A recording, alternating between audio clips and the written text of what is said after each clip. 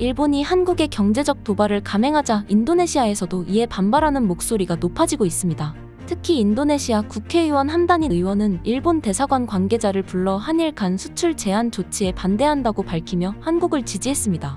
이는 인도네시아에서 일본에 대한 불만과 함께 한국에 대한 호감이 커지고 있는 분위기를 대변하는 발언으로 평가되고 있습니다.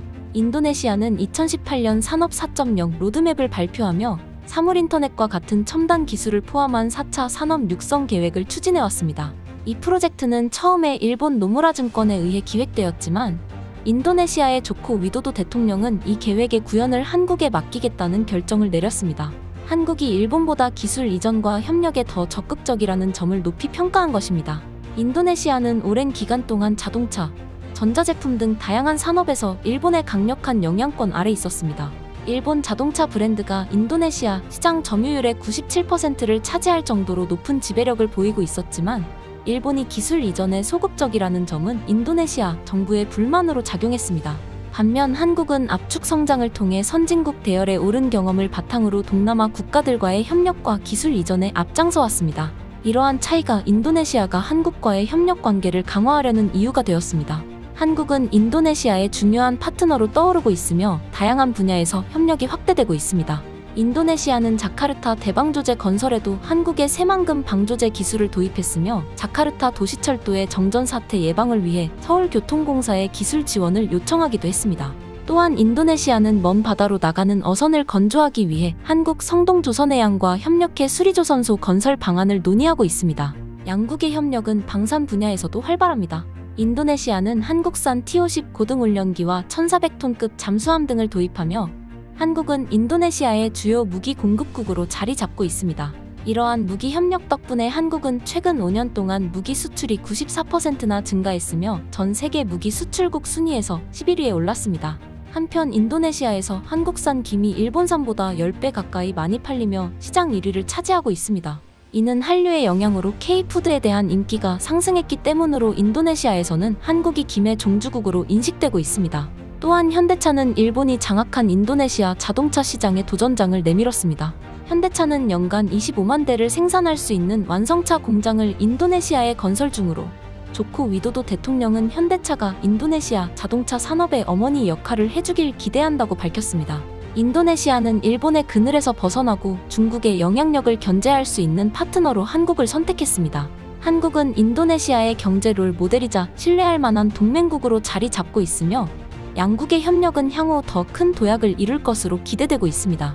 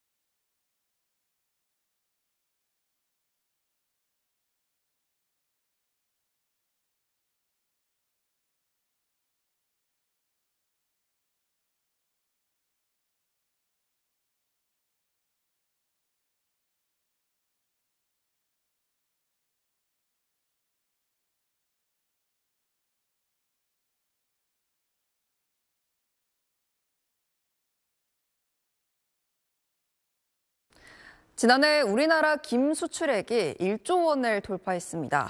외국인 수요가 계속 늘고 있는데 정작 김 양식 현장에선 여러 걱정이 있다고 합니다. 그 이유를 서경채 기자가 들어봤습니다. 드넓은 바다에 끝없이 펼쳐진 김 양식장. 일렬로 세운 대나무 기둥을 따라 김발이 드리워져 있습니다. 밀물 때는 김발을 잠기게 하고 썰물 땐 드러나게 해 하루에 2번 햇빛을 받도록 합니다. 지유식은 노출을 시키게 되면 이 김 자체가 살균 효과도 되고 그다음에 좀 강하게 큽니다. 김 엽채도 맛있고 넓어지고 맛도 있고 향도 많이 납니다.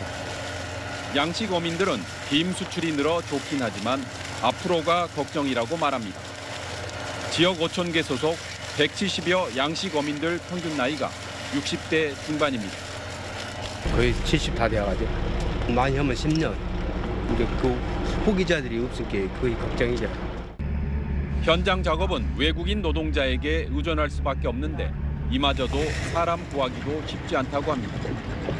기후 변화는 더 걱정입니다. 김이 많이 나는 남해 바닷물 온도는 최근 10년 평균치와 비교해 0.7도나 높아졌습니다. 김은 바닷물이 차가운 가을에서 봄까지 반년 정도 키우는데 수온이 높아지면 양식 기간이 짧아져 생산량이 줄어듭니다. 고수온 현상이 일어나다 보니까 어떤 해 같은 경우는 정말 이렇게 어민들이 너무 힘들 정도로 때문에 육상 양식이 개발되고 있습니다. 종자를 배양기에 놓고 5cm까지 자라면 큰 수조로 옮겨 보름 정도 더 키워 수확합니다. 수온, 빛, 영양분 등의 조건을 통제해 날씨에 관계없이 재배하는 겁니다. 김이 생육할 수 있는 최적의 조건을 조성을 해주기 때문에 항상 일정한 품질의 고품질의 김을 안정적으로 1년 내내 생산할 수 있고요. 내년엔 육상 양식 김 제품까지 출시할 예정이지만 아직은 비용이 많이 들고 에너지 소모가 높다는 한계가 있습니다. 안정적인 물김 생산이라는 난제를 해결하지 못하면 전성기가 다가오는 한국산 김의 미래는 불안해질 수밖에 없습니다. SBS 서경채입니다.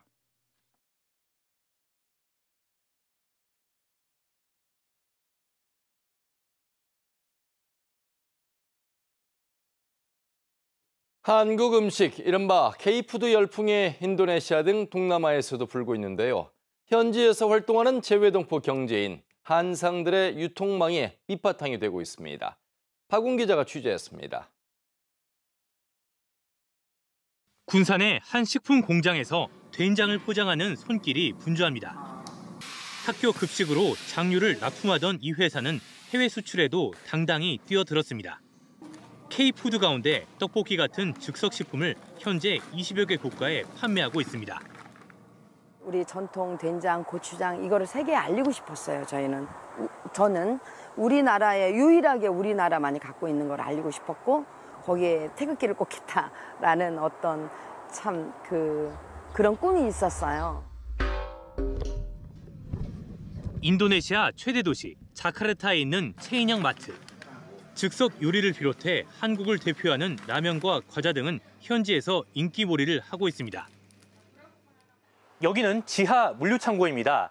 이곳에 보관된 각종 한국 가공식품들은 매일 새벽 자카르타 곳곳의 지점과 현지인들이 운영하는 상점으로 옮겨집니다. 영화, 드라마, 음악 등 한류 문화 열풍으로 한국 음식을 향한 관심도 날로 커지고 있습니다.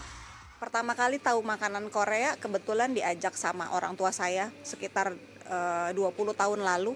Dulu ada Arirang dan lain-lain restoran Korea.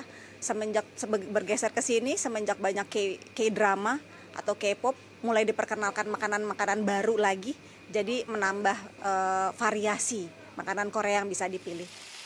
이 마트의 식품 유통망을 따라 한국 음식점도 급속도로 늘고 있습니다.